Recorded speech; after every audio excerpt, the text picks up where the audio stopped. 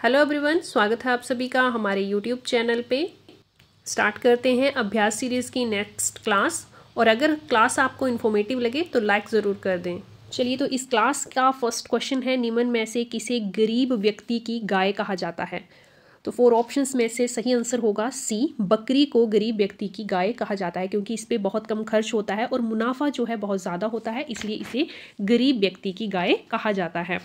अगला प्रश्न देखते हैं, एक कंप्यूटर को बूट नहीं किया जा सकता यदि उसमें नहीं है। तो बूटिंग तब तक कंप्यूटर की नहीं की जा सकती जब तक उसमें ऑपरेटिंग सिस्टम ना हो।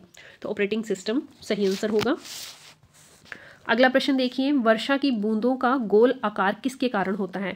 तो वर्षा की बूंदें जो हैं वो गोलाकार की होती हैं और ये होती है सरफेस टेंशन, मतलब पृष्ठीय तनाव के कारण।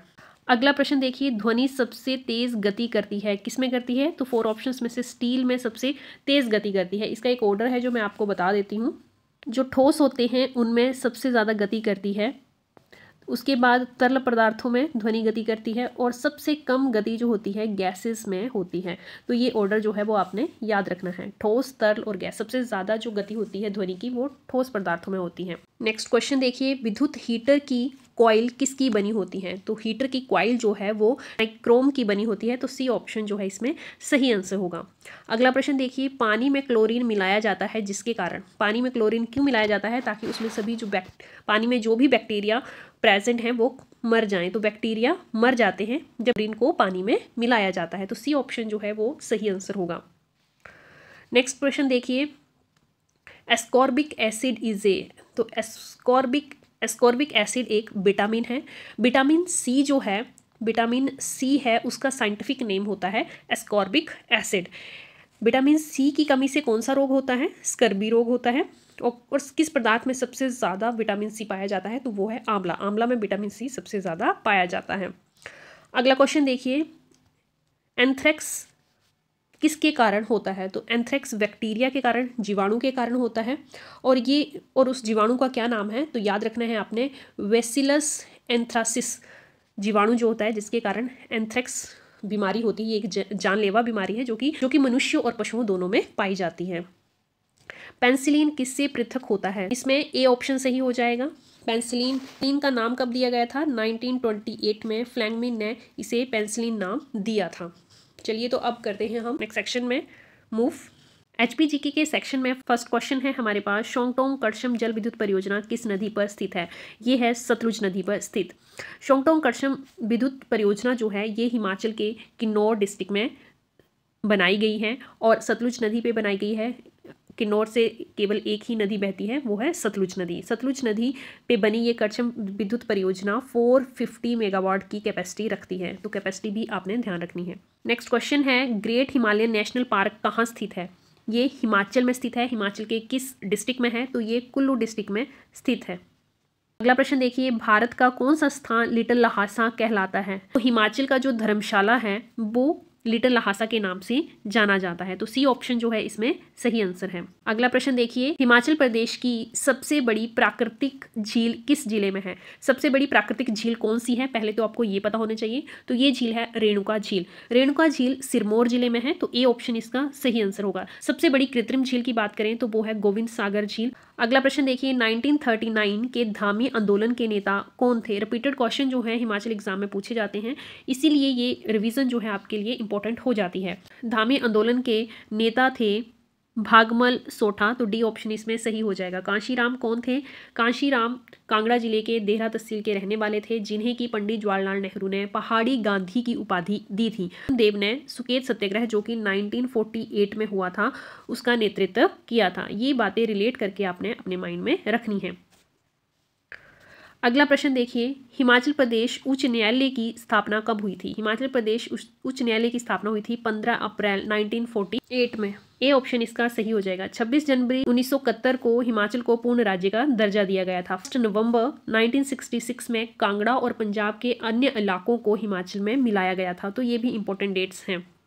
ये तो आपको पता है, 15 अगस्त 1947 में हमारा देश आज़ाद हुआ था। ये स्वतंत्रता दिवस के रूप में मनाया जाता है। अगला प्रश्न देखिए, भूतनाथ मंदिर कहाँ है? भूतनाथ मंदिर हिमाचल के मंडी जिले में स्थित है। ये मंदिर शिव भगवान को समर्पित है। इस मंदिर का निर्माण जो है वो 1527 ईस्वी में वहाँ के राजा अजमेर सेन ने करवाया था। इस मंदिर की शैली की बात करें तो शिकारा शैली का ये मंदिर बनाया गया है।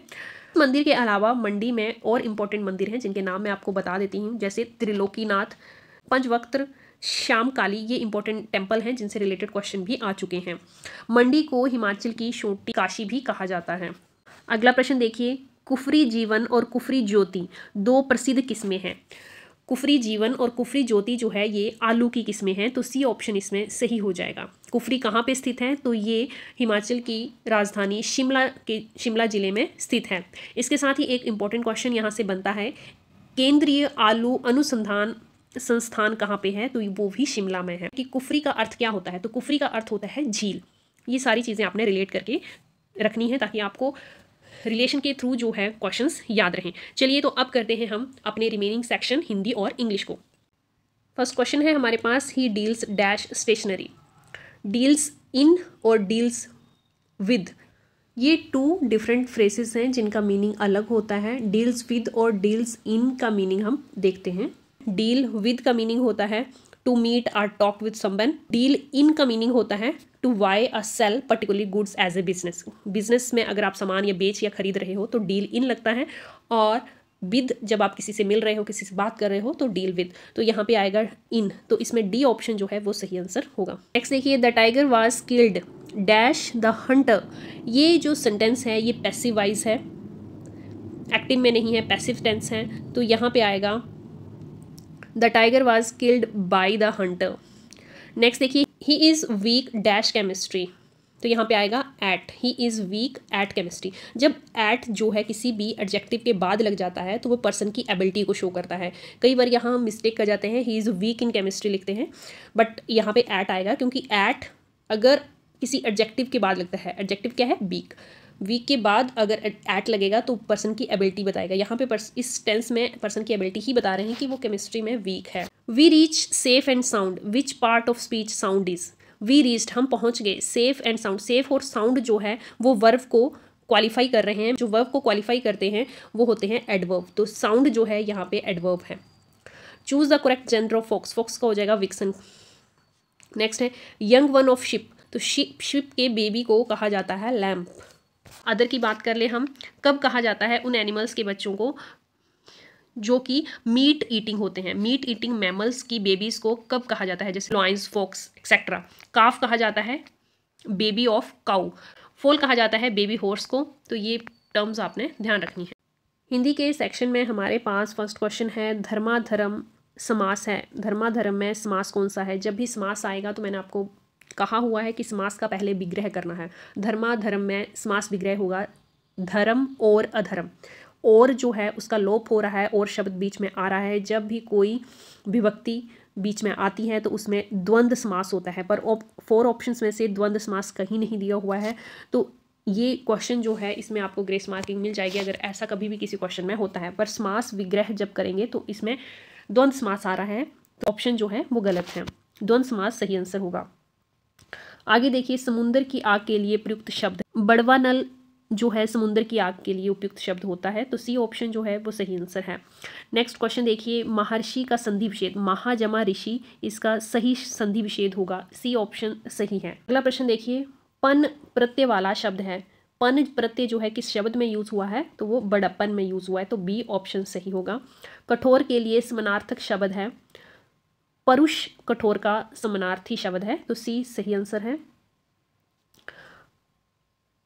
अगला देखिए, रिज का विलोमार्थी शब्द है, तो बक्र जो है इसका विलोमार्थी शब्द होगा, सी ऑप्शन इसमें भी सही है।